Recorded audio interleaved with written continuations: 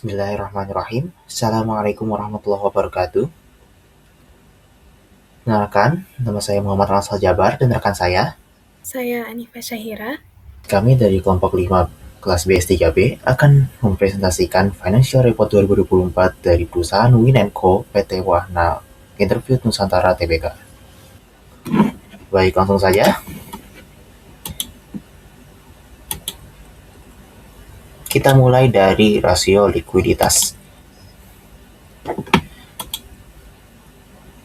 Likuiditas yang pertama, Interest Ratio tahun 2023 itu 2,82 dan sedangkan tahun 2024 1,33. Ini berarti aset lancar turun drastis dari 60,87% menjadi 51%, sementara liabilitas lancar naik menjadi 22%, dari 22% menjadi 38%.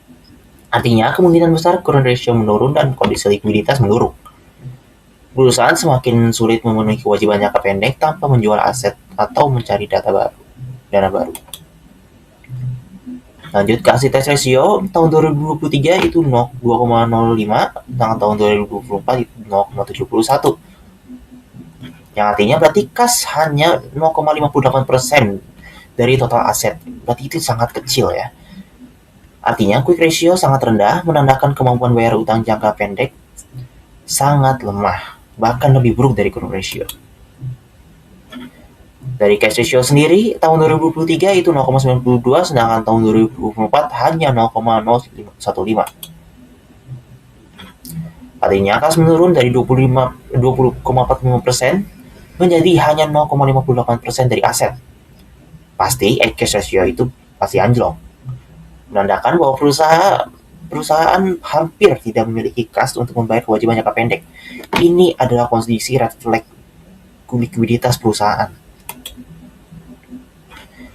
Lanjut ke days in receivable tahun 2023 itu perputarannya tiap 187,93 hari, sedangkan 2024 itu perputarannya 190,285 hari. Ini menandakan penjualan menurun dan piutang tidak turun signifikan, menjadikan kemungkinan bahwa periode penagihan memanjang. Days in inventories 2023 putarannya setiap 298,90 hari, dan tahun 2024 itu 252,08 hari. Nah, artinya berarti inventory naik, COGS juga naik. Potensi hari penyimpanan meningkat, menandakan bahwa penjualan tidak berjalan dengan lancar. Lanjut ke solvability ratio atau leverage ratio atau rasio utang. Kita mulai dari debt to equity ratio. Tahun 2023 2,511 dan tahun 2024 3,48. Yang berarti ekuitas turun dari 28,47% menjadi 22,30%, sedangkan liabilitas naik. DR juga pasti meningkat jauh. Artinya resiko perusahaan bakal naik juga, dan perusahaan bergantung pada utang untuk operasional.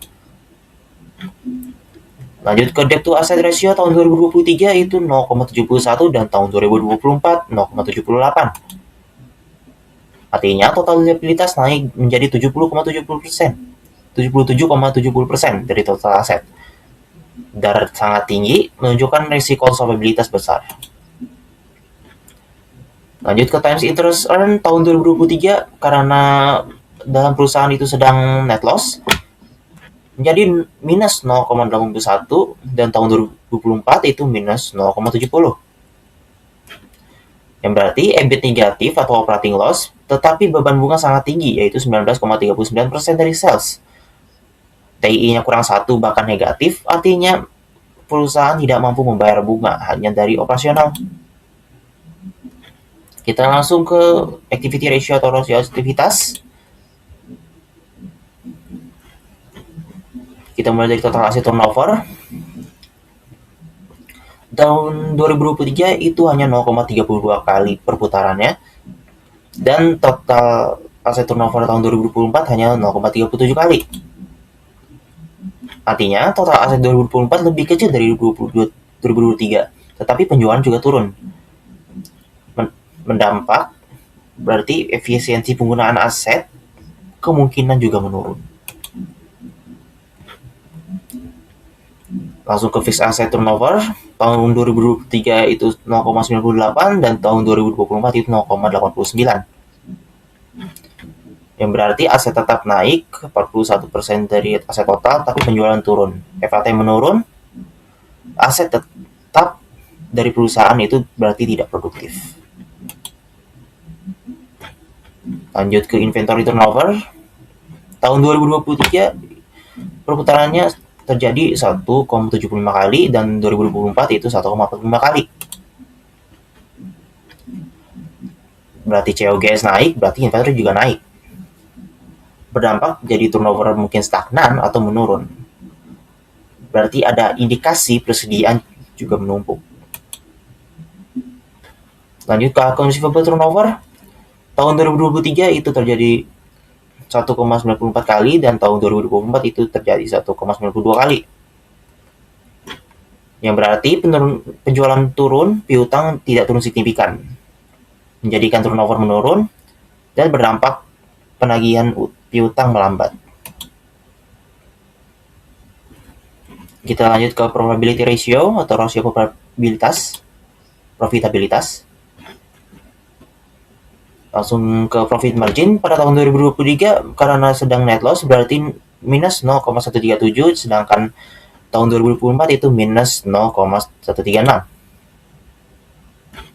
Laba bersih 2024 itu rugi, ya ini rugi 32,63% dari penjualan, mengindikasikan profit margin negatif besar, lebih buruk dari 2023. Penjualan tidak cukup untuk menutup biaya. Lanjut ke ROA atau return on asset, tahun 2023 itu minus 0,045, sedangkan tahun 2024 itu minus 0,049. Karena rugi besar, ROA pasti juga negatif. Yang mengindikasikan aset tidak memberikan pengembalian. Kita lanjut, return on equity atau ROE. Tahun 2023 itu minus 0,16 dan tahun 2024 itu minus 0,22. Ekuitas turun dan kerugian besar, ROE negatif tajam. Investor mengalami kerugian yang tinggi. Konklusi dari rasio likuiditas, kemampuan bayar utang jangka pendek sangat lemah, kas hampir habis, utang lancar tinggi. Ratio leverage atau ratio solvability, risiko penggunaan utang risiko sangat tinggi. Bunga tidak tertutup EBIT. Rasio aktivitas, efisiensi penggunaan aset menurun, aset dan inventory tidak produktif. Dan rasio profitability atau rasio profitabilitas, kemampuan menghasilkan laba rugi besar dan marginnya negatif. Selanjutnya akan dijelaskan oleh teman saya. Terima kasih. Baik, selanjutnya itu ada analisis common size, di mana analisis common size itu teknik analisis keuangan yang mengubah angka absolut menjadi persentase. Nah, itu tuh bisa didapat dari balance sheet sama income statement-nya. Untuk rumus menghitung common size di balance sheet itu ada komponen balance sheet-nya dibagi dengan total aset lalu dikalikan dengan 100, dan untuk income statement itu komponen income statement-nya dibagi dengan sales lalu dikalikan dengan 100. Nah, ini ada common size dari laporan posisi keuangan pada tahun 2024. Persentasenya ini didapat dari, misalkan ingin mengetahui persentase dari cash and cash equivalent ini. Berarti nominal ini dibagikan dengan total aset, lalu dikalikan dengan 100, itu akan menghasilkan persentase ini. Dan seterusnya juga begitu rumusnya. Lalu ini laporan posisi keuangan pada tahun 2023, sama juga rumusnya. Bisa dilihat dari common size laporan posisi keuangan, kalau misalkan likuiditas perusahaan itu mengalami penurunan yang tajam dibandingkan tahun 2023. Nah, ini tuh juga mengindikasikan kalau misalkan dana perusahaan lebih banyak terikat pada aset tetap dan aset jangka panjang lainnya dibandingkan dengan aset lancar. untuk analisis struktur dan liabilitas dan ekuitas itu tuh menunjukkan kalau misalkan adanya peningkatan di resiko keuangan yang serius akibat lonjakan liabilitas jangka pendek. Dan ini tuh menunjukkan kalau misalkan bantalan modal perusahaan itu sendiri untuk menanggung resiko kerugian itu semakin kecil. Seperti itu. Lalu ini ada common size dari laporan laba ruginya. Ini untuk tahun 2024. Caranya sama kayak tadi. Misalkan ingin mengetahui persentase dari cost of goods sold, berarti nominal ini dibagikan dengan net sales sekarang. Net sales-nya lalu dikali dengan 100. Nah, jadi jadilah ini persentase ini. Dan seterusnya juga begitu. Dan ini untuk 2023 bisa dilihat kalau misalkan pada tahun 2023 itu sudah minus, berada di angka minus 31. Lalu untuk pada tahun 2024 itu berada di minus 32,6%.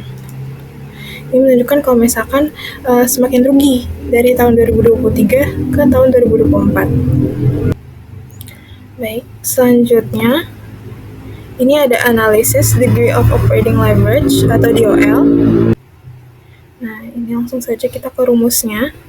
Rumusnya ini, lalu diketahui DOL pada tahun 2023 untuk perusahaan ini berada di angka 0,99901, lalu pada tahun 2024 itu berada di angka 0,99904. Lalu bisa diketahui ya kalau dari angka DOL tersebut kalau perusahaan ini berada dalam resiko operasional yang sangat tinggi karena EBIT-nya bernilai negatif di tahun 2023 dan 2024, sementara fixed cost yang dikeluarkan itu cukup besar, seperti itu. Lalu selanjutnya itu ada analisis dari DFL atau Degree of Financial Leverage. Ini rumusnya. Dan pada tahun 2023, perusahaan PT Wahana Interfood itu berada di angka 2,32, lalu 2024 berada di angka 2,49. Ini menunjukkan kalau tingkat risiko keuangannya ekstrim, karena EBIT-nya negatif dan tidak mampu menutupi tingginya beban bunga, terutama dari pinjaman bank dan medium term notes-nya. Selanjutnya itu ada degree of combination leverage. Sebenarnya selain dengan rumus 2 ini, DCL itu juga bisa dihitung dengan cara DOL tadi dikali dengan DFL. Dan diketahui pada tahun 2023 itu berada di angka 2,48, lalu pada 2024 itu berada di angka 2,31. Selanjutnya ini ada analisis batas awal, batas atas, dan rata-rata kas optimal. Ini kita bikin study case pemisalan kalau misalkan biaya transaksi perpenarikan untuk PT Wahana Interfood itu 500.000, suku bunganya per tahun 6%, lalu untuk variance arus kas hariannya 1 miliar, pangkat 2. Nah, untuk yang batas awalnya ini ada rumusnya dari sini.